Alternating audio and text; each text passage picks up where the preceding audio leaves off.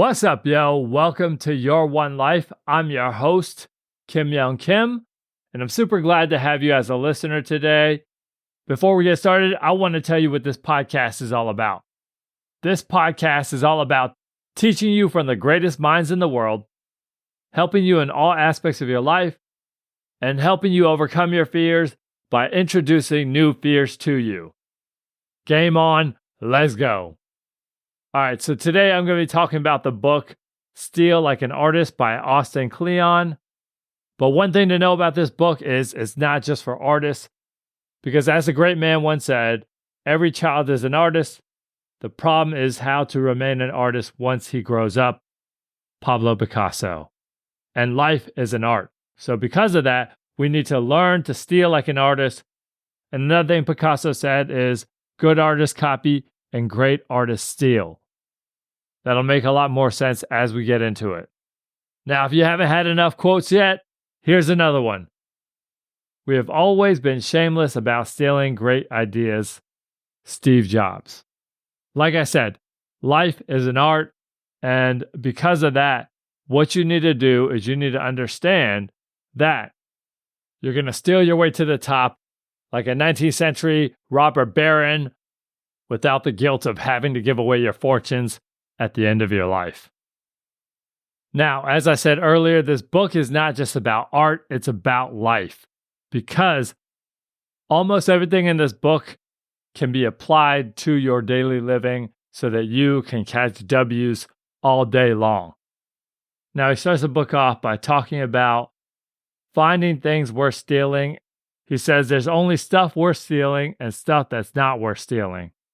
And one thing that's not worth stealing is a Saturn Ion, also known as a murder mobile. A Saturn Ion is a terrible car. I almost bought one, and then I did a bunch of research on it, and then it turned out that they had numerous failures in the power steering where you could not steer the car, and how are you going to drive a car that doesn't steer? That's just crazy.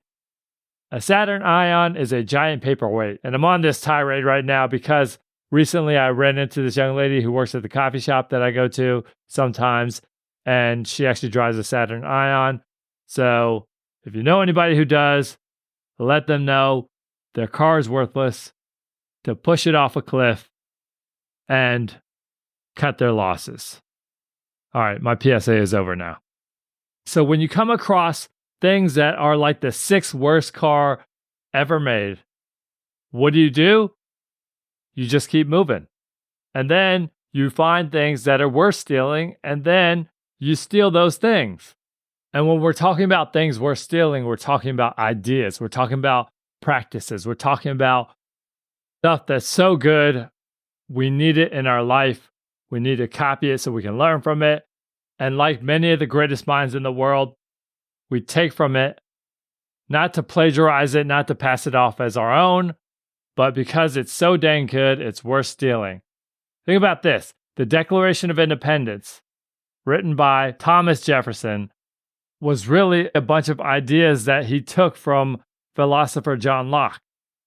And the idea of breaking away from the crown wasn't a new idea either. They stole that one from the Pilgrims. So here's the deal. So many ideas out there are stolen, and just because it's stolen doesn't mean it's not good. That's what I used to say when I bootleg DVDs, by the way. But I digress. You need good ideas in your life. You need to absorb from great minds so that you will create great things. Because what Austin Kleon says in this book is, you are a mashup of what you choose to let into your life. And currently, the Kardashians are about to enter their 5th season of televised stupidity. Now, I know I give the Kardashians a really hard time, but the reason why I do is I don't want you to become an idiot by letting them into your life, letting them into your mind. And here's the deal. If you do like them, I want you to know there are places where you can get help. Because we choose what we let into our minds, what we let into our life, the cool thing about life is you can choose actually your ancestors and your lineage as far as art goes and as far as your intellect goes. So what you can do is you can actually choose your heroes. You can choose what you learn through your books, You can choose philosophers that you gain wisdom from. For example, I've gleaned a lot from the teachings of Snoop Dogg, and sometimes I picture him appearing in a cloud like Mufasa and giving me life advice. But all jokes aside, the cool thing about life is you get to create a new story, and you do that through the minds that you're influenced by. I love seeing the story where someone comes from a family of drug addicts and they say, I'm choosing to be different. And they're doing something that's completely opposite of the family that they come from. They start nonprofits, they do all this positive work, they achieve academically, they give back to the community. And that's exactly what we can do by finding great ideas. And that's what your job is. You only have one job. We have more than one job. But you got to start by collecting good ideas. And one of the things that he says in the book is steal from anywhere that resonates with inspiration or fuels your imagination. So anywhere, anything that inspires you, you can steal from, whether it's art festivals, national parks, Chucky movies, which, by the way, there are 6 sequels to the first Chucky movie. And I have a question for anybody who's been involved in those sequels. Do you try to expunge that credit from your IMDb profile? Because I don't think anybody wants to be associated with any Chucky movies. But steal from things that inspire you. Steal from things that fuel your imagination. I'm going to share a few of mine on a serious note now. The movie Everything Everywhere All at Once. The movie Groundhog Day. I watched that during the COVID shutdown. It was such a great movie and really made me think about my life and what I'm doing with myself. The Big Short. Wonderful movie. And there's so many more, but I did want to give those a mention. Also, with TV, the TV show Arrested Development, the TV show I Think You Should Leave, which is on Netflix. Also, read biographies of great people. They are going to inspire you to also be great, and they will give you a blueprint of how you can live your life. If you're looking for good quotes and good poetic language, Letter from a Birmingham Jail by Dr. Martin Luther King Jr.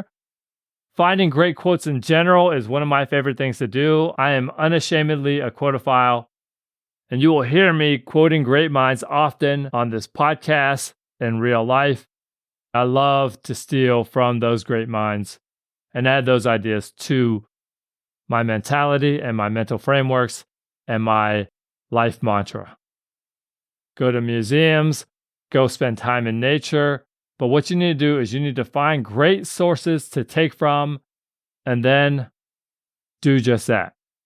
And as you do, Austin Kleon says, find your heroes, then find the people who influence them, and then just go up that lineage. And what you'll do is you will become so much better off because of that. And your life will expand and your artistry will expand. And the cool thing about it is, as you find these people, what you'll find is that anyone in history can mentor you because you can learn from them, even though they are not directly in front of you, even though they've been dead for hundreds of years. And one thing he recommends is hang their photos up on your wall to remind you of their ideas, to remind you of their place in your mind and in your philosophy and in your artistry. So hang up pictures of Malala and Albert Einstein and Jaden Smith. Keep my son's name out your mouth! Holy cow. Will Smith is actually laid out in my podcasting room right now. This is ridiculous. This is terrible. All right, well, the paramedics will come take care of Will Smith, so let's get back to Austin Kleon. So he says, what you need to do is you need to be curious. You need to go to the library. You need to go to bookstores. You need to learn. And as you go around, carry a notebook and a pen with you everywhere you go. Because something might actually inspire you to write something down that you hear, that you observe, so on and so forth. And as you do, what you should do is you should copy your favorite passages from books, copy down poems, copy down things that are great. Believe it or not, Muhammad Ali used to walk around with a poem of Rudyard Kipling in his wallet. And the poem's name is If, and it's actually a pretty dang good poem. When I was a teenager, I wrote down a number of lyrics from Tupac Shakur, the song Me Against the World, and they were super positive lyrics, and I wrote them down on an index card. And you know where I got this idea from? I stole it from a friend of mine, who also probably stole it from somebody else. And my brother stole it from me. And we're all a bunch of kids walking around with these index cards of these words that speak to us. And this is a practice you need to do. And this is what Austin Kleon refers to as a swipe file. And a swipe file is basically things that you want to swipe for the future. And you swipe them because you know you'll want to use them in the future. Now, this might feel very, very intimidating to create a folder full of good ideas, but here's the deal. You probably already have a very informal swipe file in your phone. You probably have photos that you've taken, things that you screenshot that are really cool. By the way, if someone's swipe file is full of only selfies of themselves, I'm going to call that a red flag for $500, Alex. Because if you're telling me pictures of yourself inspire you, you might be a little too into yourself for my liking.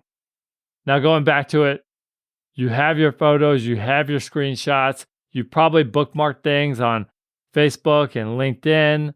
And so what you need to do is create a system that works for you as far as creating a swipe file. And my take on it is just get started, start ugly, just like you start everything ugly, and then get it together and get it organized over time.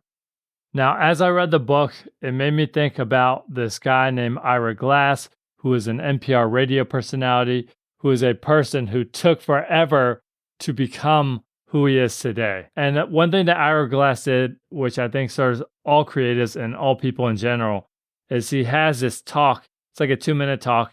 I'll link the video in the show notes. But in the talk, he talks about how your taste is phenomenal and how your work in the beginning will not be phenomenal. It'll actually be missing the mark very much, and that it'll actually take you years to make something that resonates. And the way that you bridge the gap between your taste and what you make is by doing the work. It's such a good, positive talk. So please make sure that you check it out.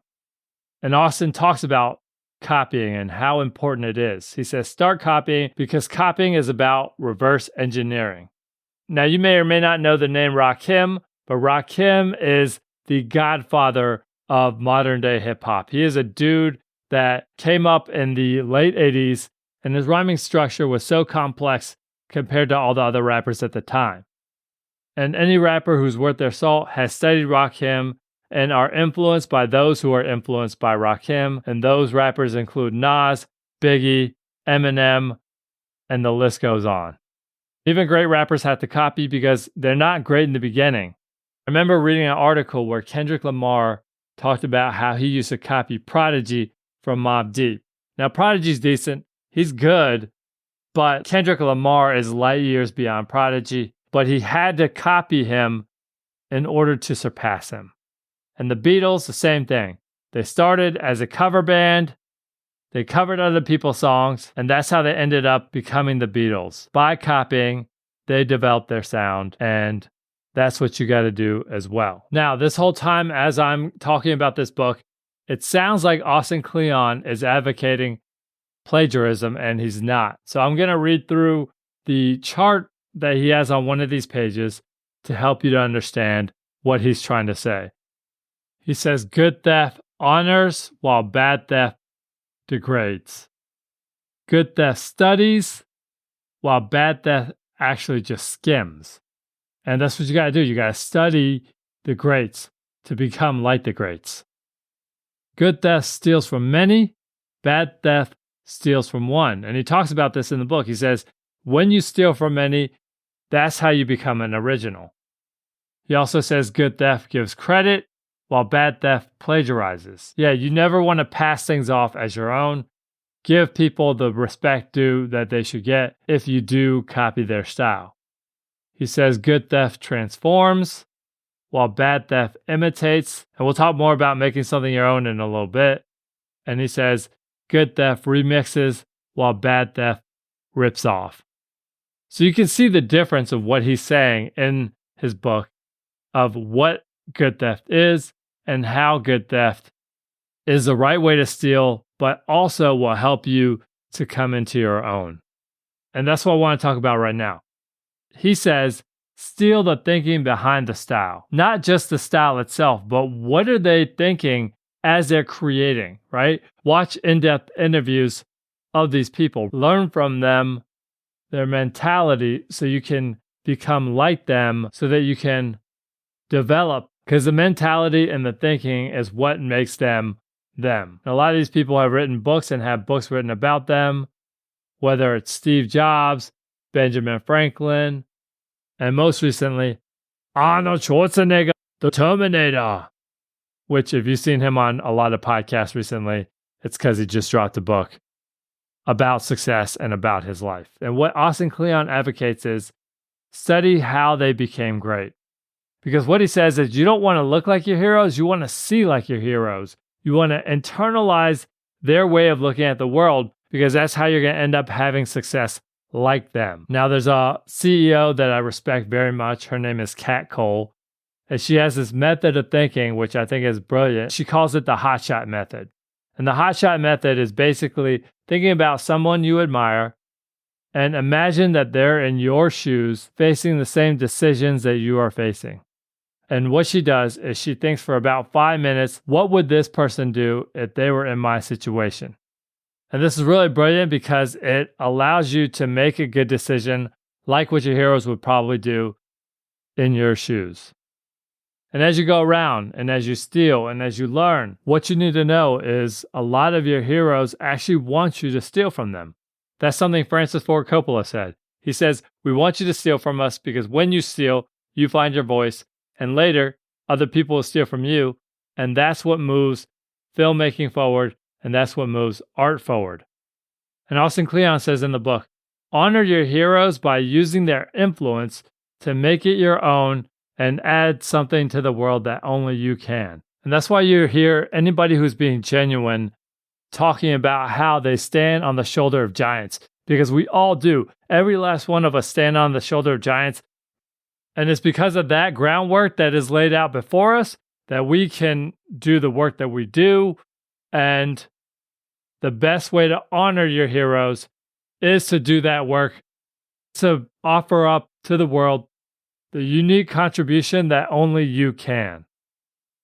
Yo, these dreams that you're pursuing, I'm talking about moving, I'm talking about contributions, what you just bring to this world after you go through up in your mind and you just find how they were thinking. I'm talking about your heroes, so you could just come through and you could just zero in on the thoughts that they done had, grab a legal pad and write down some notes. And that's what I'm saying. That's how you bring hope and a whole bunch of good things to this world, by just thinking like they do, see through their eyes, and that's how you rise. So come straight through and be your heroes and honor them by just doing the thing you can do up in this world. And that's what I'm saying, dropping these pearls, come out the top, and that's how it go, thinking right there, up in the flow. All right, so now that we talked a lot about theory and things that are a little less concrete, it's time to talk about what it is that you can do on a daily basis to create great art. And one of his ideas is to unplug from your devices. Here's a quote.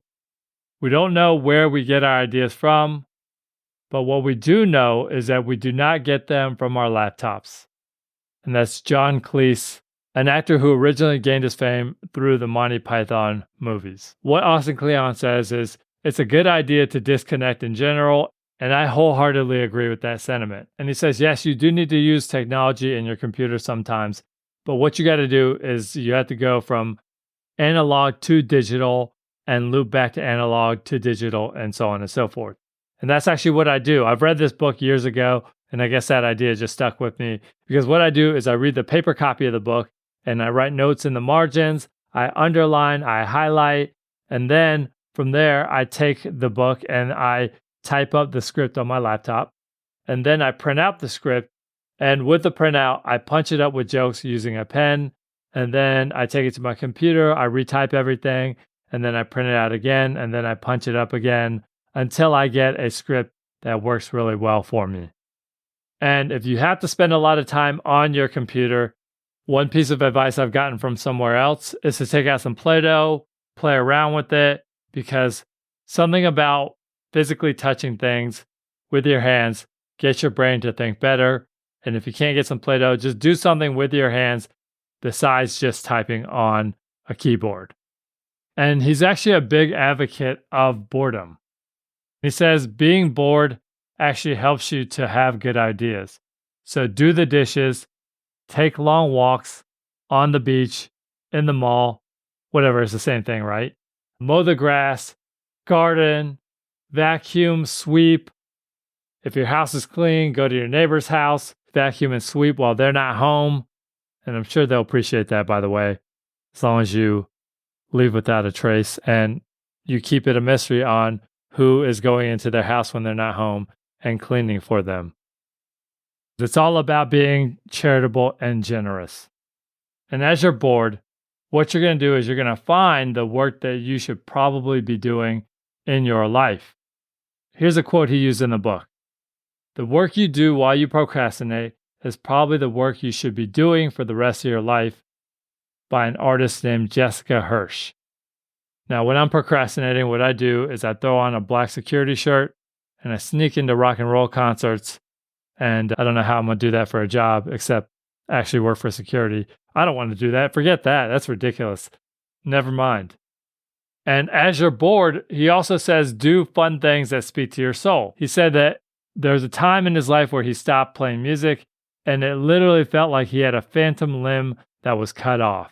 And he said, continue to do the things that speak to your soul, because all the things that you do that resonate with you are a part of you and a way that you express yourself. And all those things can work to feed each other into improving your artistry in general.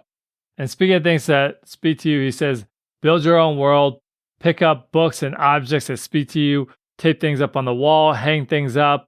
And this reminds me of life advice that I've heard elsewhere, where the person was saying, you need to beautify one room in your house, make it a sanctuary, hang up Will and Jaden Smith posters and photos and anything else that inspires you. And as you surround yourself with beautiful things, build a world and things that inspire you, you also need to surround yourself with new things to make your brain uncomfortable, and surround yourself with people who do things differently than you.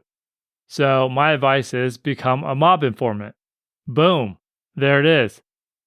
Them gangsters don't roll like you do, and you might learn a thing or two. Or you can just travel to a new place. Whatever works. All right, now going back to your heroes and going back to people that you admire, what he says is find smart people and follow them and see what they're sharing and pay attention to all the things that they have to talk about, because you might learn something great from that. Recently, I got the opportunity to go to a Strumbellas concert, which I highly recommend them live. They're fantastic. And I actually had one of their bandmates on my previous podcast called Young Legends. His name is Daryl James, also known as Close Kicks. And I decided to actually spring for the meet and greet. And at the meet and greet, one of the things that I asked them was, what is something that's underrated that should be more known that inspires you to create? And what I was trying to tap into is to find new things that inspire me to create that I may not have come across.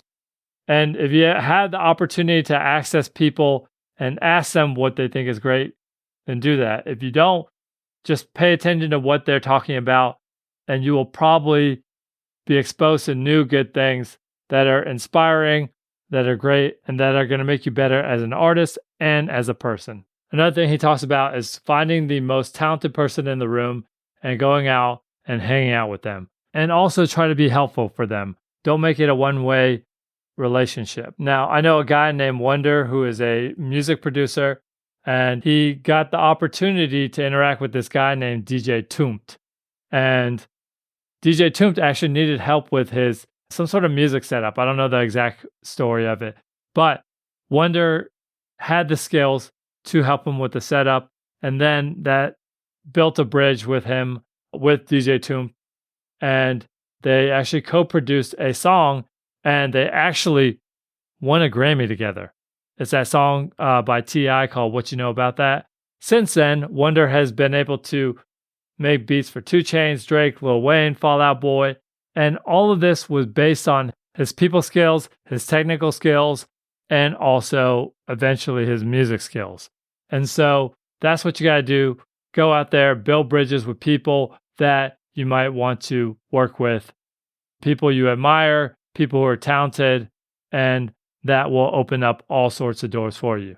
And if you can't have physical interaction with them, one of the things that you can do is you can share their work. You can write blog posts about their work. You can write LinkedIn and Facebook posts about their work. You can share their work on Instagram stories.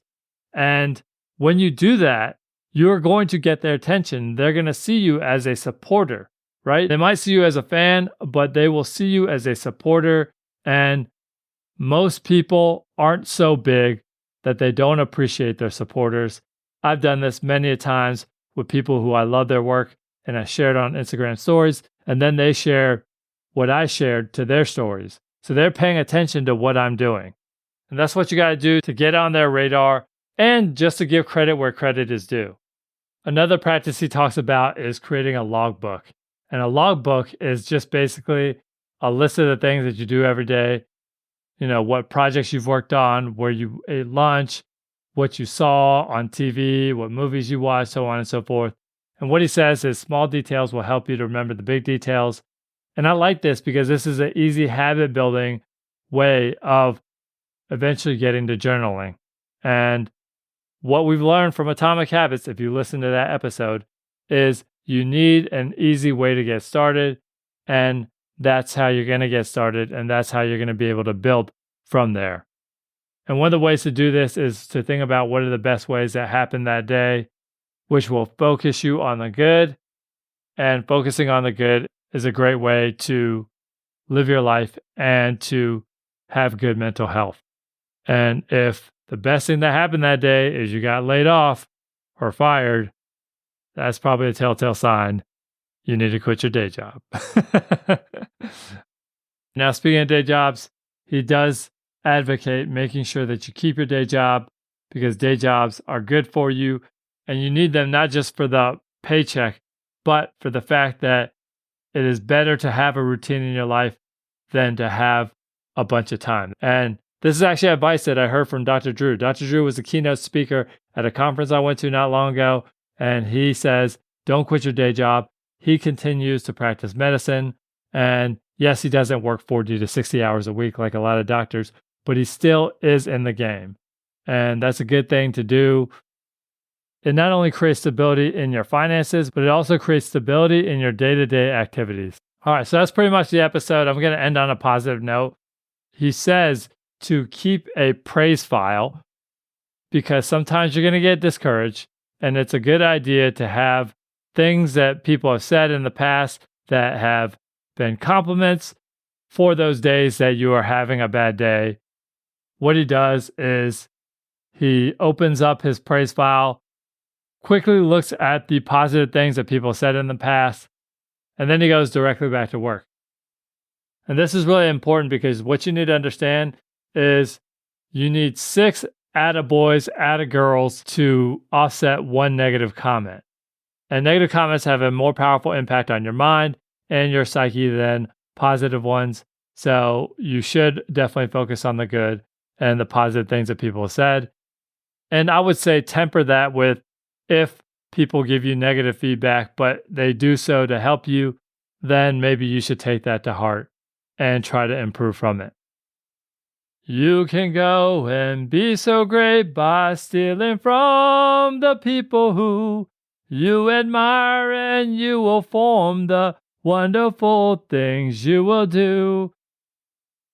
Keep on grinding, keep on making, and you will eventually make some things that you are proud of and feel good about your art. All right, so that is the end of the episode. I hope you enjoyed my synopsis on Steal Like an Artist. If you're new here, don't forget to hit the follow button so you don't miss future episodes. And if you are enjoying this podcast, please leave a rating and review. Both those things help the podcast to grow and get into more ears in the future. I want to give a shout out to my dude Siraj, who made the instrumental for this podcast. And I highly recommend that you pick up the book Steal Like an Artist. It actually has some great visuals in there, some hand-drawn stuff, and it is a very inspiring book. And also it's a very easy read, and it's one of those books that you'll revisit over and over to remind yourself on how to do this thing called artistry. All right, that's all I got for this time around. This is Your One Life. I'm your host, Kim Young Kim. Hope you have an amazing day and an amazing week. And until next time, peace!